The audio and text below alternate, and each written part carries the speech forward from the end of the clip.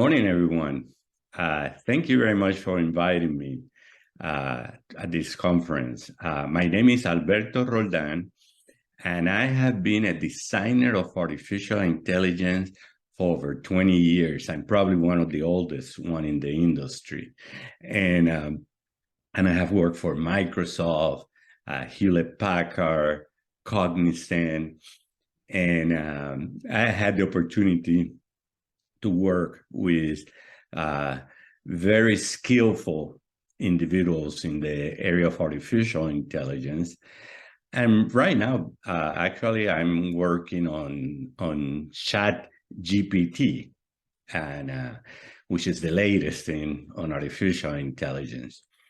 Today, I'm going to be talking about quantum machine learning systems and artificial intelligence vibration theory. Hello, I'm going to be talking about quantum.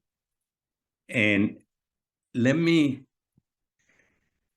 quickly go in here and give you an idea of why I'm working on Parkinson's disease specifically in the use case in artificial intelligence. My father died of Parkinson's disease over 20 years ago.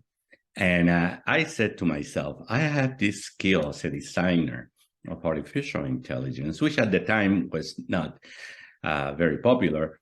And I said, I want to use my skill set to design a system that will be able to detect, suggest treatment, and maybe even cure Parkinson's disease. Parkinson's disease is a terrible disease, and it costs a lot of money. By the year 2037, we're thinking that it's going to cost about $79 billion.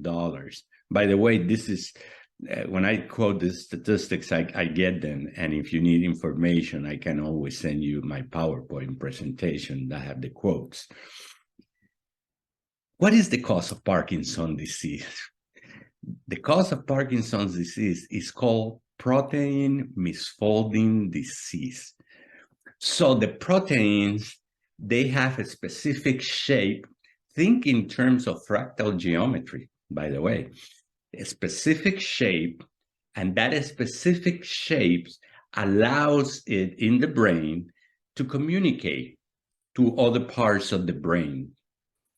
And there are certain proteins in the brain that when they get misfolded, what happens is they don't reproduce and they die. And once they die, Parkinson's disease is irreversible. Let me talk to you a little bit about the vibration theory. Of course, Einstein says everything in nature vibrates. In the theory, in the vibration theory specific I'm talking about, vibrations is all inclusive. It includes frequencies, oscillation, and light or photonic spectrum. So what you do is you take these vibrations, you put it through a quantum, you detect them using quantum sensors, and then you put it through a machine learning, and then you will be able to diagnose misfolded proteins. Now, before I continue here, I thought about it. I was talking to my wife this morning, and I understand that a lot of people don't understand the vibration theory. And the reason at the quantum level, we're talking at the quantum level, at the level that we cannot see, we cannot hear, and therefore we do not understand a lot. See, I was talking to ChatGPT the other day, 2 days ago, and ChatGPT is a language model. It's a language model. And as a language model, let me give you an indication in here. It's a language model. And as a language model, it communicates, but it communicates. How does it learn? It learns, or how do we is trained? They put unstructured data sets that they put it in an unsupervised learning fashion or model, take us through their neural network, and then you have your GPT that gives you answers. In this case, the one that I have in there is about robots. But what is language?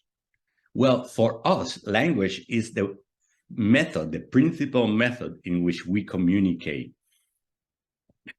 The conventional way, and we can convey by speech, writing, or gesture. In other words, language is a system of conventional spoken manual, like for deaf people, using that the humans mean that we use. Now, that's how we do human-to-human communication, language. What is a computer language? How do we communicate with a computer? Well, that we call that computer language. And we have all kinds of different languages and programming languages who basically allow us to translate the ones and the zeros into something that humans can understand and write. Okay, so that's human to computer communication. Now, we got now to GPT. What is GPT? GPT is a language model. A language model uses probabilities, statistical techniques in probability, and it predicts a sequence of words or phrases that are related. So when you're talking to GPT, you realize that after a while, you start kind of guessing what will be your next question. Now, this is human to computer to human communication. Now, let me tell you how GPT describes itself. A language model, and this is exactly what it says. You know, I ask you, how do you describe yourself? It says GPT is a language model, which means that it's designed to process and generate text. GPT is trained on large data sets of test data, article, books, and websites. So it also knows different languages because it is trained in all these languages, human languages, and then put it into a neural network. And then later on, they do the pre-training and they do, they improve it. They have a method for improvement. But what is the language of nature? Albert Einstein said, everything in nature vibrates. So how does nature communicate? And this is important for the artificial intelligence vibration theory. Nature communicates through vibrations. Nature communicates through vibrations. So what I'm going to be talking about is oscillon. Oscillon goes from human communication to computer communication to nature communication, sensors, the quantum sensors, and back to language, to the humans. So once we understand that, let me tell you a little bit about what are the challenges for artificial intelligence vibration theory in Parkinson's disease, in the identification, treatment, diagnosis, cure possible. First includes the topic of self-assembly activation. In nature, in physics and biology, we have found that there is a self-assembly, something which I'm going to refer to as a communication, tells cells, DNA, RNA, whatever, how to reproduce itself. So they become something. It becomes an eye, an arm, etc. When you look at the nano level, that communication is also happening through fractal geometry, certain specific designs that are common throughout the entire universe. And it adds the 8-dimensional space, which this is the Fields Medal in Mathematics last year in 2022, for spheres, which is an efficient way of communication that nature has. What are quantum sensors? Well, we see them every day. Some people have an Apple Watch that tells them how much they are walking, or they have an iPhone and tells them how is their health. But, you know, a lot more than that is happening. Right nowadays, you can have just one single fiber from a t-shirt, from a dress, that can read your vital signals. As a matter of fact, it's so good, this technology, that it can hear a machine working, and just by the sound that it's making at the nano levels, it divided into different classifications, and it tells you, yes, that machine needs repair in this area. And that's, I think we're going to see in the next 2 years, a lot of that.